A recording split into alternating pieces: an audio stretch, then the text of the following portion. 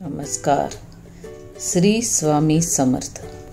आज गुरुपौर्णिमेनिमित्त मी माझ्या स्वामींच्या आवडीची दशमी तुम्हाला दाखवण्यासाठी घेऊन आले.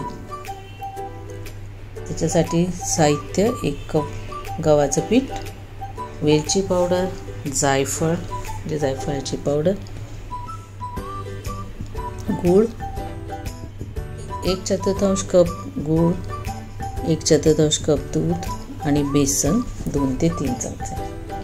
हे दूध आपण कोमट करून घ्यायचं आहे, कोमट गरम करायचं आणि ते काढून घ्यायचं. दूध आपल्याला जास्त गरम करायचं नाही आहे, कोमट करायचं आहे आणि फक्त त्याच्यात आपल्याला हे गूळ विरघळवायचं आहे. जास्त गरम केलं तर ते गुळामुळे दूध फुटण्याची शक्यता आहे. ही दशमी अगदी भरपूर जास्त काळ आपले टिकून राहते. 8 ते 10 दिवस अगदी फ्रीजशिवाय बाहेर ती राहते. आता आपण ह्याच्यासाठी पीठ मळून घेऊया. त्यासाठी हे 1 कप गव्हाचं पीठ काढून घेतलं आहे, परातीत काढून घेतलं आहे. स्वामी समर्थांना ही आवडणारा पदार्थ. त्याच्यात मी 2 ते 3 चमचे बेसन टाकलं, वेलची पावडर टाकली आणि आता ही मी जायफळ किसून टाकते. गुळाच्या पदार्थात जायफळ अत्यंत चांगलं लागतं आणि घालायचंच. वेलचीपेक्षा जायफळ घातल्याने गुळाच्या पदार्थात चव जास्त चांगली येते. ह्याच्यात मी 1 ते 2 चमचे मी तूप टाकलं आणि हे आता सगळं छान मिक्स करून घेऊया. आता हे जे आपण मिश्रण केलेलं आहे दूध आणि गुळाचं, ते थोडं थोडं थोडं थोडं टाकून हे पीठ आपण भिजवायचं. बाहेर कुठलंही पाणी बिणी टाकायचं नाही आहे. 1/2 कप दूध, 1/2 कप गूळ आणि 1 कप गहू ह्याचं मिश्रण अगदी परफेक्ट होतं. हे दूध अगदी परफेक्ट ह्या 1 कप गव्हासाठी होतं, अगदी बरोबर होतं. थोडं थोडं करूनच टाकायचं आहे, एकदम सगळं टाकायचं नाही. माझ्या स्वामींची आवडीचं पदार्थ हे असं चांगलं मिक्स करून घ्यायचं आहे. तुमचं काही चुकलं, थोडंसं जास्त कमी जास्त झालं, पातळ झालं तर तुम्ही थोडंसं पीठ टाकू शकता. तर जर जास्त घट्ट वाटलं तर थोडंसं दूध टाकू शकता. पण ह्या प्रमाणात जर तुम्ही गेलात तर तसं होणं शक्य नाही. तुमचं पीठ बरोबर मळलं जाईल.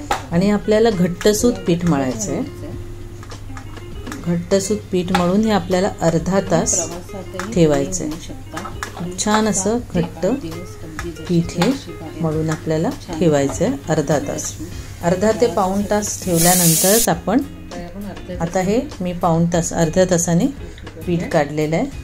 ह्या 1 कप गव्हाच्या पिठाच्या 3 मीडियम साईजच्या 3 अगदी छोट्या छोट्या करायच्या झाल्या तर 4 दशम्या होतात.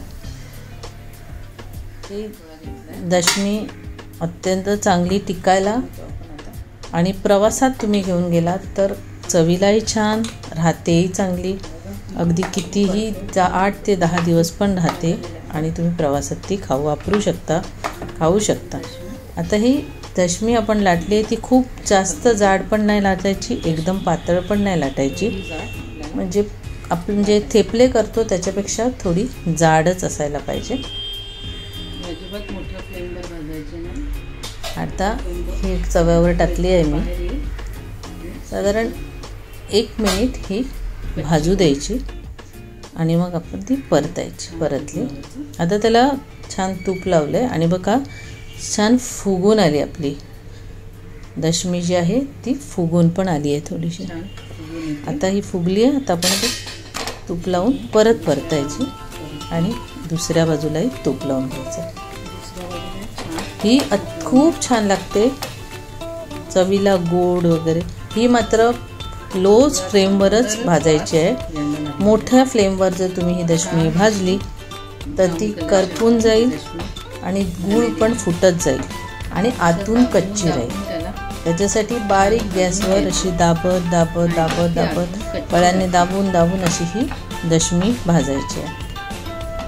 खूप सुंदर लागते चवीला. आता भाजतानाच किती वास, सुंदर सुगंध येतोय त्याचा.